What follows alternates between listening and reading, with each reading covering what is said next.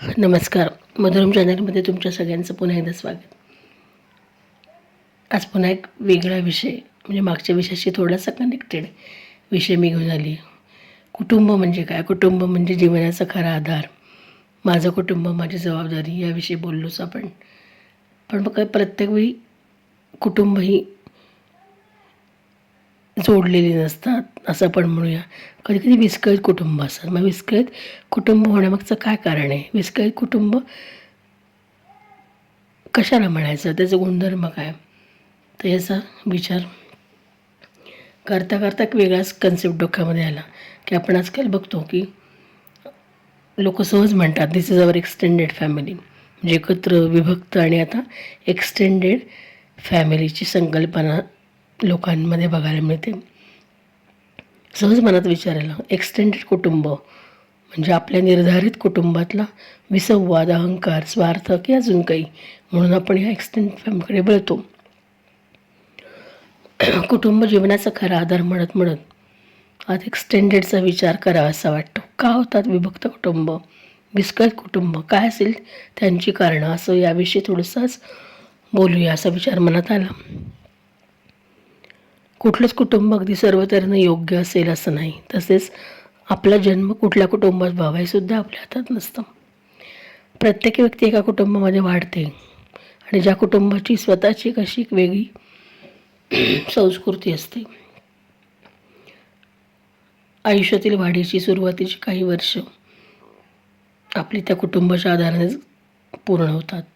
त्याचा परिणाम आपल्या मनावर होतोच.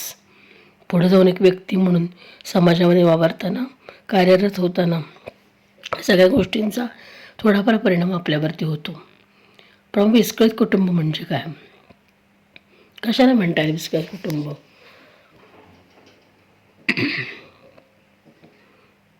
कुटुंब ते कुटुंबच, ते विस्कळीत असणारच नाही असं आपण जरी मानलं तरीसुद्धा काही भौतिक, सामाजिक, आर्थिक प्रश्नांमुळे कुटुंबामधला विसंवाद दिसून येतो आणि कुटुंब विस्कळत होतात. ज्या कुटुंबामध्ये सतत भांडणं, निष्काळजीपणा आणि वाईट वर्तणूक असते अशी कुटुंबामध्ये भावनिक पातळीवर भरपूर प्रमाणात उलथापालथ असते. कुटुंबातील सदस्यांकडे लक्ष देणं किंवा त्यातील मुलांकडे दुर्लक्ष होतं आणि गैरवर्तन मुलांमध्ये बघायला मिळतं. विस्कळीत कुटुंबामध्ये मुलांना असं वाटतं की सगळ्यांकडे जसं आहे तसं माझ्याकडे का नाही, आणि मग तिथून व्यक्तिमत्त्वाची जडणघडण मुलांची सुरू होते आणि त्यामुळे त्यांना या विस्कळीत कुटुंबातील वेगवेगळ्या प्रश्नांना कधीकधी सामोरं जावं लागतं. याउलट सुदृढ कुटुंब असेल तर कुटुंबातील सगळ्या सदस्यांना त्याचा विकास होण्यासाठी प्रोत्साहित केलं जातं आणि भावनिकदृष्ट्या सक्षम आणि सुरक्षित होण्यासाठी मदतही केली जाते.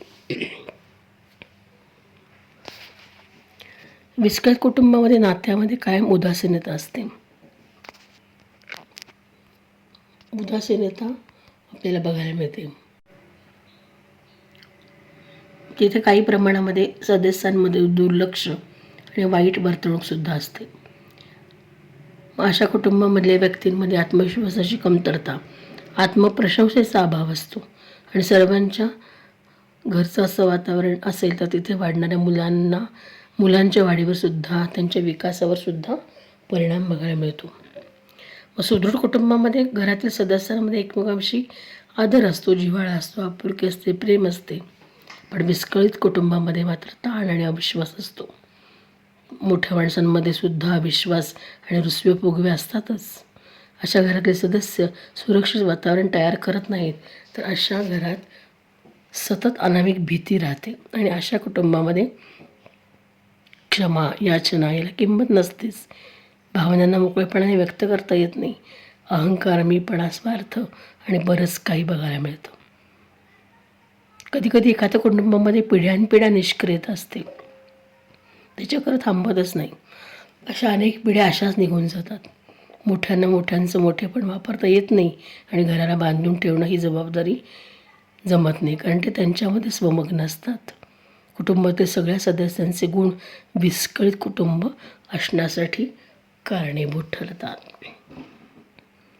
जर कुटुंबाची आर्थिक परिस्थिती खूप हलाखीची असेल तर त्याचा परिणाम देखील कुटुंब विस्कळीत करू शकते. काही प्रश्न निर्माण झाले तर त्यातील सदस्य चिंताग्रस्त होतात. मग त्या सदस्यांमध्ये परिस्थितीनुसार दरी निर्माण होते आणि भांडणे होतात आणि घरातील शांतता नष्ट होते.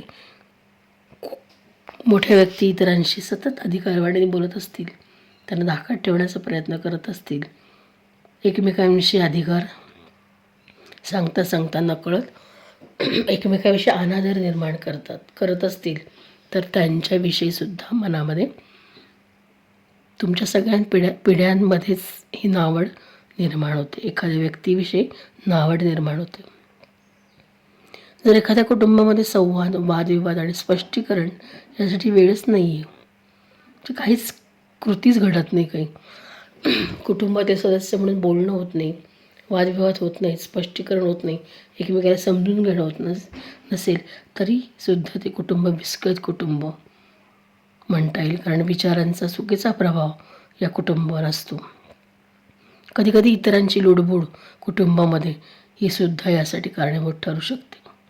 अशी बरीच लक्षणं दिसतात आणि मग शोध होतो तो नवीनच एक्सटेंडेड फॅमिली या सदराचा. आपल्याला आधार देणाऱ्या, प्रशंसा करणाऱ्या,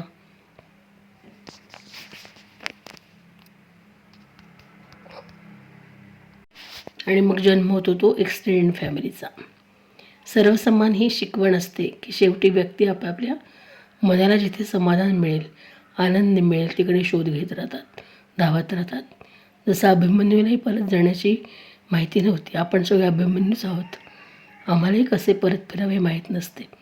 हरवलेली ती कुटुंब ही अशीच रस्ता विसरलेली विस्कळीत ठरतात आणि आपलं अस्तित्व संपवून टाकतात. भरलेलं घर उद्ध्वस्त होतं असंच म्हणता येईल. पण भेटतात त्या शेवटच्या क्षणी फक्त मधला काळ हरवलेला असतो. दुरावलेले जवळचे नातेवाईक या नव्या ओळखीनं. तुम्हाला काय वाटतं? धन्यवाद.